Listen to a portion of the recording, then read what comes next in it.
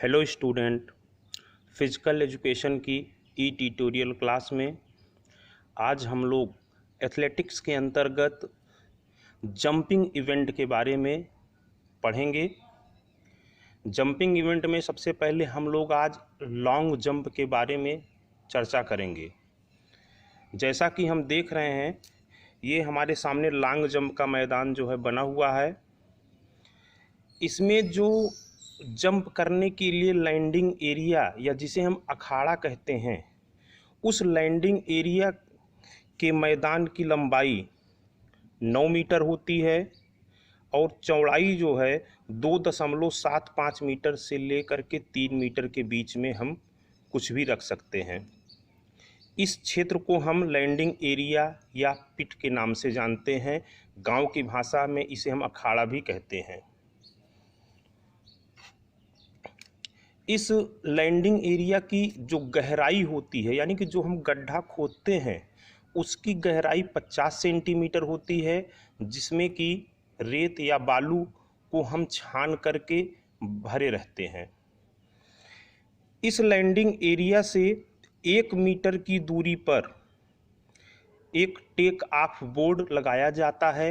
यानी कि ये जो टेक ऑफ बोर्ड होता है, ये लकड़ी का एक टुकड़ा होता है जिसे कि हम ज़मीन में गाड़ देते हैं और वह ज़मीन के बराबर बिल्कुल रहता है। यह टेक ऑफ बोर्ड सफ़ेद रंग की लकड़ी का एक तख्ता होता है जिसकी लंबाई 1.22 मीटर होती है, चौड़ाई 20 सेंटीमीटर होती है तथा यह ज़मीन में 10 सेंटीमीटर गहराई में गाड़ा जाता है। इस लैंडिंग एरिया के ठीक बाद में एक प्लास्टिसिन इंडिकेटर होता है। इस प्लास्टिसिन इंडिकेटर का काम ये होता है कि जब जो है खिलाड़ी दौड़ते हुए आता है तो ये जो आपका टेक ऑफ बोर्ड है, लकड़ी का है, वह इस पर पैर रख के जंप कर सकता है, करता है। लेकिन अगर उसका पैर प्लास्टिसिन इंडिकेटर में जल जाता है तो उसमें एक इंडिकेशन होता है जिससे पता चल जाता है कि खिलाड़ी ने फाउल तो नहीं कर दिया, क्योंकि प्लास्टिसिन इंडिकेटर पर पैर का टच होना फाउल माना जाता है। तो ये जो प्लास्टिसिन इंडिकेटर होता है, इसकी लंबाई 1.22 मीटर व चौड़ाई 10 सेंटीमीटर होती है। यह प्लास्टिसिन इंडिकेटर 30 डिग्री के कोण पर सामने की तरफ से उठा हुआ होता है, जो कि टेक ऑफ बोर्ड से 7 मिलीमीटर की दूरी पर लगाया जाता है। उसके बाद हम देख रहे हैं कि ये हमारा रनवे है। रनवे का मतलब होता है कि जहां पर हम पीछे से दौड़ करके आते हैं।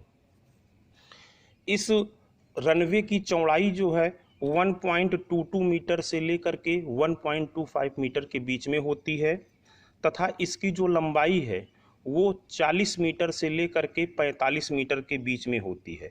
इसको हम रनवे कहते हैं। यानी कि रनवे की जो लंबाई है वो कम से कम 40 मीटर होनी चाहिए तथा अधिक से अधिक जो है वो 45 मीटर होना चाहिए, और इसकी चौड़ाई 1.22 मीटर से लेकर के 1.25 मीटर के बीच में होनी चाहिए।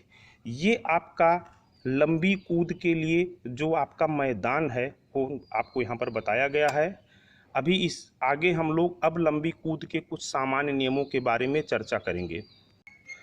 जब लंबी कूद के खेल का प्रारंभ किया जाता है तो सबसे पहले खिलाड़ियों को 3 क्वालिफाइंग राउंड दिया जाता है और इस क्वालिफाइंग राउंड के लिए एक निश्चित दूरी तय कर ली जाती है, और उस 3 मौकों में जो खिलाड़ी उस क्वालिफाइंग लाइन को क्रॉस कर जाते हैं उनके द्वारा कूदी गई दूरी को नाप लिया जाता है तथा उसको रिकॉर्ड में दर्ज कर लिया जाता है। तो जो लोग उस 3 अटेम्प्ट में क्वालिफाइंग लाइन को क्रॉस कर लेते हैं उन्हीं को आगे फाइनल राउंड के लिए सेलेक्ट किया जाता है। प्रत्येक खिलाड़ी को फाइनल राउंड में 3 और मौके दिए जाते हैं। उन 3 मौकों में और प्लस जो क्वालिफाइंग राउंड है उसमें से जो उनके द्वारा तय की गई बेस्ट दूरी यानी कि सबसे अधिक दूरी होती है उसी को रिकॉर्ड के तौर पे दर्ज किया जाता है। प्रत्येक खिलाड़ी बारी बारी से जंप करने के लिए आते हैं।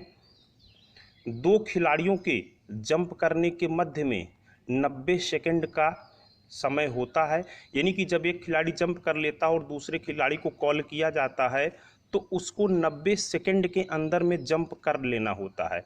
अगर वह 90 सेकंड के अंदर में जंप नहीं करता है तो उसका वह अटेम्प्ट समाप्त मान लिया जाता है। अब जब लॉन्ग जंप समाप्त हो जाता है तो सारे खिलाड़ियों का रिकॉर्ड देखा जाता है। उस दौरान अगर किन्हीं 2 खिलाड़ियों का जंप में समान दूरी होती है तो चूंकि आपको पहले ही बताया गया कि जो उनको 6 अटेम्प्ट मिलते हैं उसमें से जो बेस्ट होता है वही माना जाता है। लेकिन अगर किन्हीं 2 खिलाड़ियों के पोजीशन पर समान दूरी आ जाती है, समान डिस्टेंस आ जाती है, तो उनका जो सेकंड बेस्ट है उसको देखा जाता है। इस तरीके से हमारा लंबी कूद के बारे में ये सामान्य नियम है जिसको आपको ध्यान में रखना है और इसको ध्यान में रख करके ही आगे जो है हमें लंबी कूद की प्रतियोगिताओं में भाग लेना है। धन्यवाद।